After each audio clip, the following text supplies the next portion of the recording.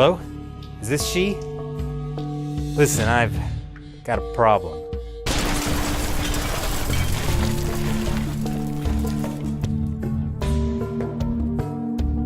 Hi, and welcome to China Uncensored. I'm your host, Chris Chappell. Methamphetamine, also known as crystal meth, glass, ice, and many other street names that I know nothing about.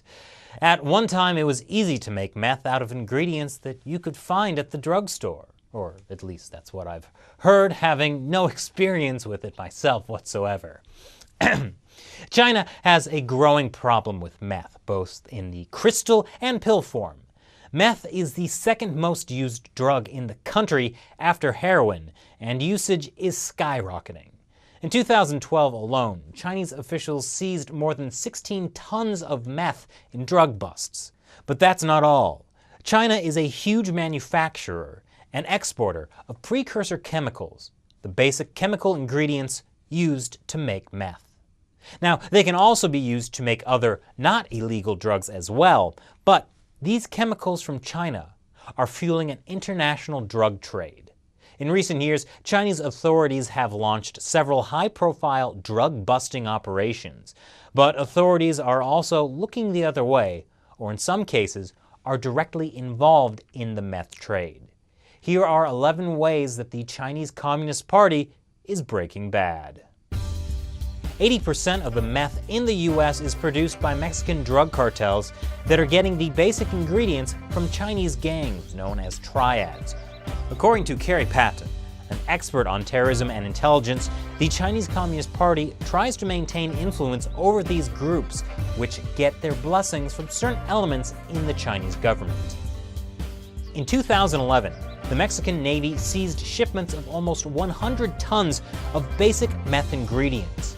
The shipments were coming from Shanghai. One single seized shipment from China to Belize in April 2012 contained enough ingredients to make $10 billion worth of meth. That shipment was meant for a Mexican drug cartel. In 2004, the United States began regulating the chemicals used to make meth, and there was a big drop in the number of meth labs in the United States. In 2007, the number of meth labs in the US began skyrocketing again, thanks to shipments of these chemicals from China to Mexico, which were then smuggled into the US.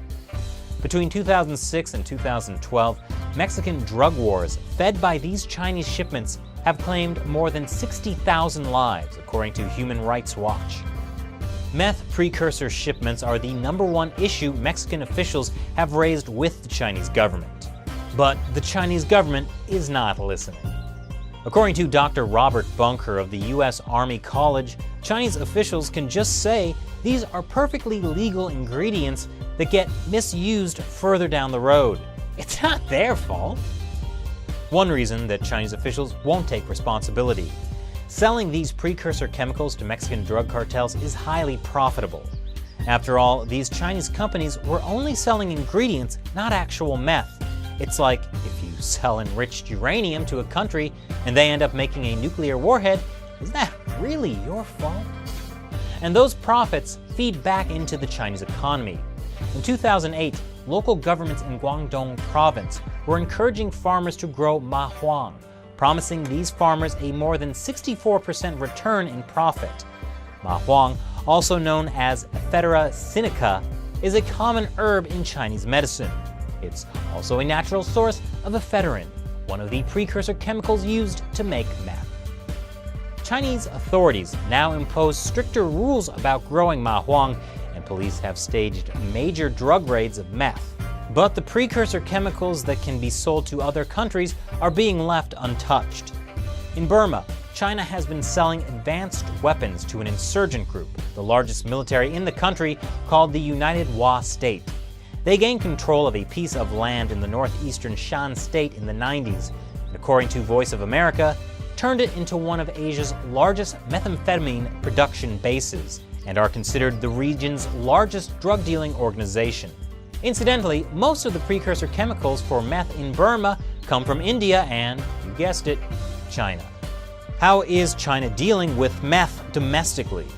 3 words: Chinese meth village.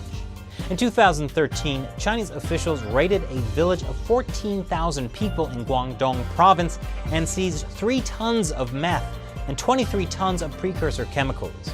Among the people arrested were the village's Communist Party chief and deputy party chief.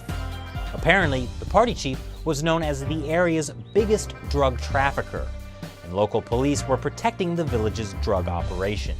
I guess it really does take a village to raise a homegrown synthetic drug industry.